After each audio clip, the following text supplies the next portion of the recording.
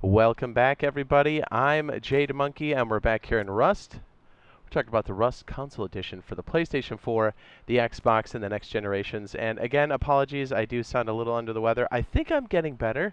Fingers crossed. I've been really excited to talk about this point here. So, here we go, even if I sound a little raspy. So, again, we're talking about the Rust Console Edition. We're talking about Power Surge coming in. And as of filming this, there is very little known officially about this, but there are a lot of inferences you can make off of the Power Surge system. And one of those major ones are, and this came for us on the PC side of things, is it will never be the same for Rust Console Edition once this comes through. Now, again, caveat, there could be some subtle changes here, but across the board, if electricity comes in any degree, it is going to affect our good friend, the turret. Now, will it never be the same? Yes. Is it good? I think so, yes. Whether you get into electricity or not, this will affect you. And we're talking about the current meta. I kind of hate that word, but you see them in cages. We've done it. We've all seen it, whether you do it or not.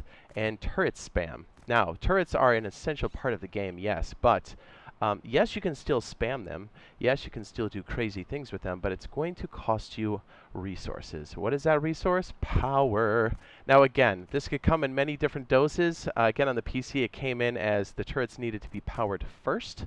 Then we had the addition of weapons to said turret, which also I think is a great part of the economy, because then not only do the people that put up the turrets have to power said turrets, they're going to have to also provide the weapon and the bullets.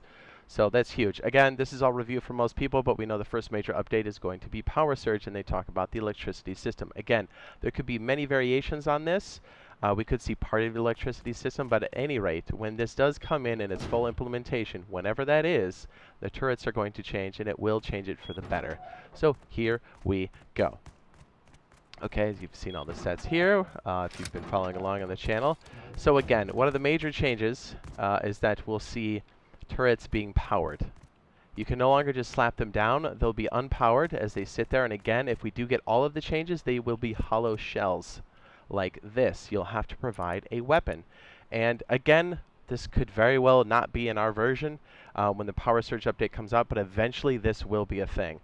They haven't said that officially, but I'm telling you, it's just part of the game.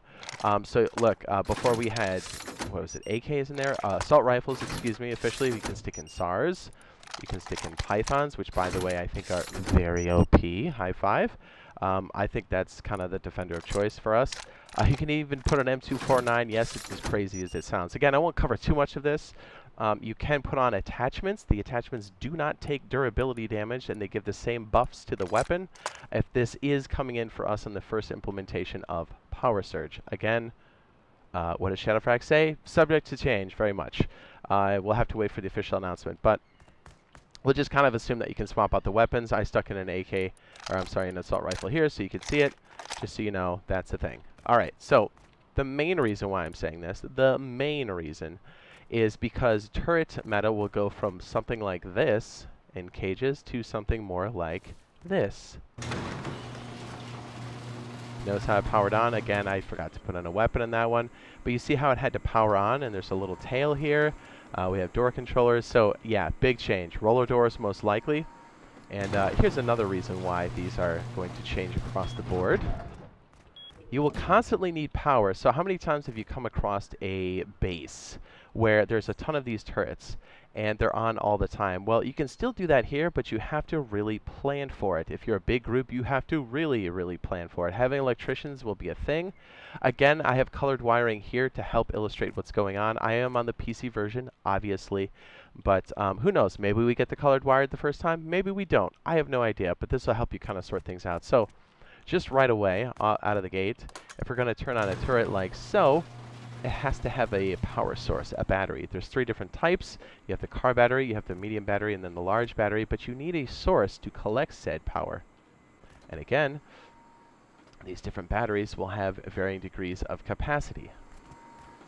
And right here, these are being collected, well, I did this over time, through solar panels. So you have to really plan ahead of time. You can't just slap these things up. I mean, you can, but you won't have very much runtime.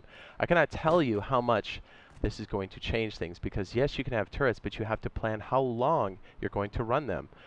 Good example here, really solid example, would be if you're going to leave your base for the evening, right? Getting offline rated is a thing for us solos, duos, trios, and bigger people. Yes, you can run the turrets overnight, but you have to plan for it. You have to accumulate enough power to do so. And you have to say, hey, how many turrets can I run on this thing? Because that's a huge deal. Like right now, if you look at the circuit here, it's going to show me on the battery what our consumption is, because we have the switch, which takes power, the branch, which takes power, door controllers for each side. I just left the door off here so you can see it, and the turret itself. And if you look here, our current power consumption is 15 active Rust watt minutes or units. And we have 9,000 units. Right now we're currently in the daytime, so it's accumulating power beyond what it's using. But at nighttime, this will drain. So if we were to cut off the power in this battery, right now we'd have roughly 10 or 11 hours, depending, because it keeps flickering because of the timing. But if you look at that, basically we could go offline for roughly 10 hours. If you just wanted to run this as soon as you left, which brings up another interesting point why this is going to change the game. Not only capacity and thinking out, okay, how many turrets can I do, planning for the power and accumulating it, but you need potentially a trigger. This is a very simple trigger, but there are other varying triggers, and again, this could vary widely depending on what's coming in on the power surge update. But I just want to let people know to A, start thinking more creatively about how you're going to defend your base, no matter who you are, and think about different ways you could have these things trip.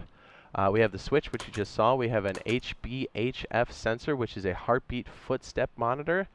A little bit more complex. I have a couple builds on these, and we'll have some more that are more console based once things come through. This one's nice because what it does is it'll detect how many people are around, and it can open doors, which is as cool as it sounds. Door controller, which you saw open these doors, which, I don't know if that's more of a trigger as it is more of a supporting role. We have a pressure pad, which you maybe saw in the other video. We have the laser trip. Again, these are very focused pieces. I don't know if this is going to help would-be raiders, because they'd be like, oh, is this the switch to turn on the turrets? Let me just jump over it. But just to let you know. And then we have right here, which I have right over here. And again, this could vary wildly. You have an RF sensor. So yes, this can trigger something inside of anybody's base that has the same frequency. But you can also hear, that's right, the pager. Yeah, that's as cool as it sounds. You can put this on your person and it will also ring. You can put on a silent mode, which makes a... But isn't that cool? It makes a sound inside of the box. Again, I don't know to what degree this will be implemented, but so you can still kind of hear it. But it's a little bit more quiet. Really cool stuff. Now again, we could even get things that go all the way up to Rust Plus, which is the application that runs like on your phone and it's integrated to the game. Again, fingers crossed, I hope that's a thing for us in the very near future. But we'll have to wait and see. They haven't said anything about the implementation of Rust Plus, but again, we'll get more on that once we have more confirmation. But it's something like this. I can operate this from my phone, just real quick. Look, I'm not even touching that. Same thing we had down here. I showed it in another video. And again, this runs on Android and iOS, and it communicates to the game. By the way, we have great builds already, and we'll have even more for offline raid alarms. Yeah, that's as cool as it sounds. We've actively used that on a server, an official server. That's way cool. So look, I just opened that automatically. Wouldn't it be nice to know when you're out there and you get some kind of alarm? Again, if we get Rust Plus, wouldn't that be sweet? So you're like, oh, I'm getting offline. Let me just pop right on. Or your turrets all swing on because somebody came out and activated something. So anyways, so that's a huge, huge part of it. But again, capacity as far as, okay, so the load here is only 15. But this battery can only sustain 50 active units. And the more load we put on there, our charge time goes down. So it's really good to balance how many of these you have, how much power you have, and how long you're going to be offline, and to have these on. And again, how many times you've been running around and people's turrets are just hammering you all the time, and you're like, man, this guy's a real teabag, right? Well, yes, that can still happen, but it's not going to be all the time. And especially if they have more than one, like right here, it really ups the ante. Now let me just show you here again without going into too many of these things, because we'll have a separate thing on how to build these. Again, these colors kind of help separate them. We have green here, blue right here, and then what is this, yellow here. We have 3 of these guys running right now. You want to see what the active load is on this? 36. Yeah, that's more than half the capacity of a small battery. I'm sorry, this is a medium battery. And we can only run this for 6 hours. And that's with actively putting juice into it. So you can really start to see how it goes up precipitously with each turret. Now, as it stands now, each of these turrets take, I think, a minimum of 10. And you're probably saying, hey, looks like you're shooting through 12 over here. Well, that is correct. That's the minimum requirement. But if you want to have things like no ammo, low ammo, and has target to be active, you'll have to put even more. Now remember, each of these units here, again, without getting too crazy about it, each of these consume a unit of power. So when this is active, this eats one, this splitter eats one, this one eats one. This is not a splitter, this is a branch. And these little light up LEDs, or displays rather, they eat one power unit as well. So if I want these to be active, I have to go above 10 units of power. So a good example here would be, and I have, whoopsie, I have to set this to, I'm sorry, +1 because of this little screen here. So we put, I don't know, 15 on here. Now we can actively start to see the outputs down here. Now this one will only trigger once it has a target, and since I'm authorized, it's not going to trigger. But if you want more functionality, you'll have to put more power through it, which dips on your power here. So it illustrates the point. The higher you go up on these, the more complex your setup gets, the bigger your footprint is, and the more you have to maintain these things. And you have to be very smart about when you turn these things on. Thus the new cover being a garage door, being the preferred way to do things, right? Because you don't want somebody to shoot a turret that's off. It's super easy to take it out. You just go up and bap it. We've all done it when a turret goes down or somebody doesn't turn it on. So that's huge. That's massive. But whether you're defending or attacking, that's massive. I still think the preferred way to attack these is the HV rockets. And again, once the tech tree update comes through, that should also kind of shift the way rockets are used. Rocket tube goes to 2. HVs go to 2. I'm talking about Workbench 2. So it makes it a bit more accessible. So those are kind of the way to pop these turrets. But again, you can still compound bow these things down. That's still actively going to be a thing. We do that right now. So that's huge. Okay, let's see what else. What else? Again, throwing in a weapon for each one of these. It's going to cost the group a weapon each time. Not to mention, if you don't protect these enough, if it gets dropped, I get the weapon if I'm attacking you. So that's huge, right? Not just the bullets. I get a free whatever you put in there. And yeah, you can put crazy stuff in here. Like we said earlier, an M249, you can stick a bolty in there. That's nuts. So yeah, that's insane. That really, really changes things. Let's see what else, what else, what else. We got the triggers over here. I'm trying to think of one other thing. So yeah, you really want to make sure you're paying attention to these things. And, you know, there'll be a lot of people that don't understand how these things work. Or even when the power goes off, you'll see these things flicker on and off. And then all of a sudden you're going, oh, I can just go over there and kind of just knock that thing out. So yeah, I'm here to tell you the turrets are going to change the game dramatically across the board, I think for the better. And again, I hope a lot of these changes come through, if not all of them, for the Power Surge update. But we are anxiously awaiting the official word from 0011. And again, we'll keep you abreast of the situation as soon as it comes through to let you know what's what, to give you some more focused builds on how to handle this if you are a solo, duo, trio, or even a Zerg. Especially our solo duo players. I know we have a rough time on occasion, most of the time.